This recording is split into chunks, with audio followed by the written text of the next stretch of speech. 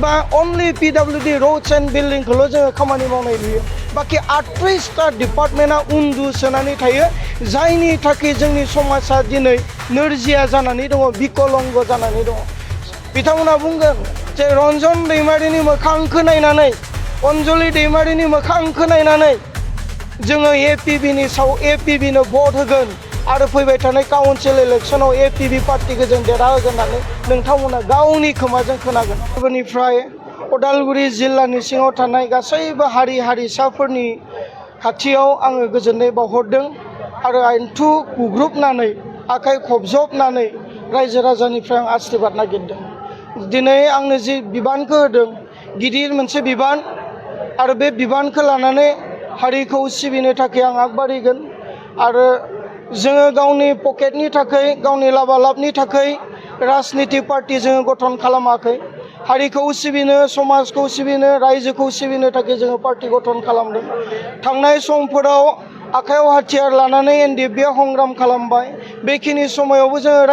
रायजो राजाखौ सिबिबोदोंमोन आरो दिनै पार्मानेन्टलि बैखिनि समायाव जों जिबायदि रायजो राजाखौ सिबिबोनांगौमोन बेबायदिहै जोङो हायाखैब्लाबो दिनैनि तारिखाव राजनिति पावारखौ लानानै जोङो पार्मानेन्टलि बर' हारिनि गेजेराव बा बिटिसि ओनसोलाव थानाय गासैबो हारि हारिसा जि 26टा जाथि जनगोष्ठीफोर दङ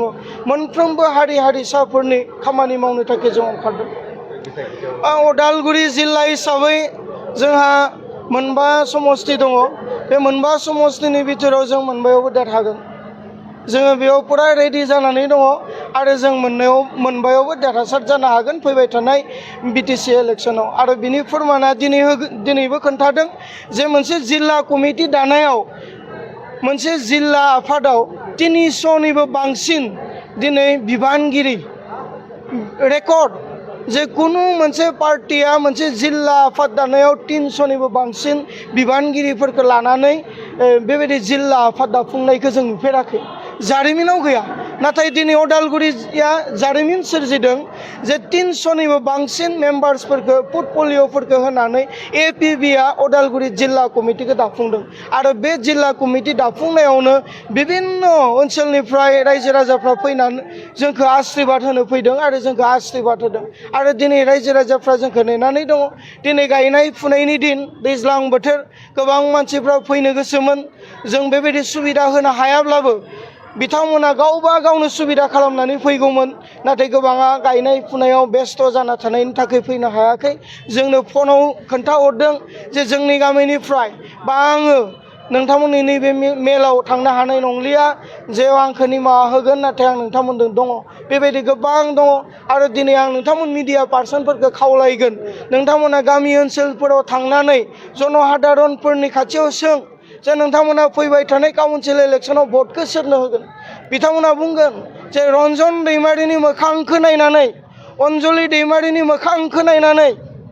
जोङो एपिबिनो भट होगोन आरो फैबाय थानाय काउन्सिल इलेक्शनाव एपिबि पार्टिखौ जों देरहाहोगोन होननानै नोंथांमोना गावनि खोमाजों खोनागोन नोंथांमोना थां हाबिथां आं नोंथांमोनखौ खावलायगोन राजखान्थिनि गेजेरजों खामानि मावनो गोबां पेन्डिं जानानै दङ जोंनि ओनसोलाव जोंहा बिटिसि सुक्तिनि गेजेरजों जोंहा बिटिसिआ 39टा डिपार्टमेन्ट 39टा डिपार्टमेन्टफोरखौ मोन्दोंमोन नाथाय बे 22टा बोसोराव जायानो सरकार सालायलाङाखै मानो जोंनि मेगनजों जोङो नुदों मोनसेल' डिपार्टमेन्टआ एक्टिभै खामानि मावो बेनो जाबाय पिडब्लिउडि रोड्स एंड बिल्डिं दिनै शिक्षा बिभागाबो बिल्डिं एबा बबेबा स्कुलनि कालार फुननाय थिं पात सोलायनाय पिडब्लिउडि बिल्डिंआव बबेबा एग्रिकालचार डिपार्टमेन्टआबो दुब्लियाव थांनाय लामा बानायनाय पिडब्लिउडि रोड्सआव खालि थिखा बा अनलि पिडब्लिउडि रोड्स एंड बिल्डिंखौल' जोङो खामानि मावनाय नुयो बाखि 38टा डिपार्टमेन्टआ उन्दुसोनानै थायो जायनि थाखाय जोंनि समाजा दिनै नोरजिया जानानै दङ बिकलंग जानानै दङ सोलोंसा बा फरायसा फरायसुलिफोरा शिक्षा मोननो दिनै लाब खालामनो हायाखै जेब्ला आङो एलपि स्कुलाव फरायोमोन उखुमा नारानिमोन गोबां स्टुडेन्टस दङमोन नाथाय बै आं एलपि स्कुलाव थांनाय एलपि स्कुला दिनैनि तारिखाव कालारफुल मोनसे पाक्कानि न' जाबाय बिल्डिं जाबाय इलेक्ट्रिसिटी फेननि सिङाव थानाय छात्र छात्रीफ्रा फरायनो हानाय जाबाय नाथाय दिनैनि तारिखाव बै एलपि स्कुलाव 6 जननिफ्राय 7 जन स्टुडेन्ट मानो जादों मानोना जों अनलि रुट्स एन्ड बिल्डिंआव खामानि मावदों बै सात्रफोरनि लेखायाव मा दङ दिनै जों नोजोर बोआखै थिग बेबायदिनो जोंहा मावनो गोनां गोबां खामानि दं आबादारिफोरनि खेथ्रआव दिनै जोङो नुदों गोबां आबादारिफोरा गावनि प्राप्यनिफ्राय बन्सित जानायखौ जों नुदों गोबां आबादारिफोरा दिनै फानलु आबाद खालामदों हलसेल मार्केटआव बिथांमोना 20 टाकायाव फाननो गोनां जादों एखे फानलुखौनो जुदि जों उदालगुरि बाजाराव बायोब्ला फुवा 30 टाका 40 टाकायाव जों बायनाङो 160 टाका केजियाव जों बायनाङो नाथाय गायग्राया बेसेबां मोनो मात्र 20 टाका 20 रांल' मोनो नाथाय लाबखौ सोर जादों दिनैनि तारिखाव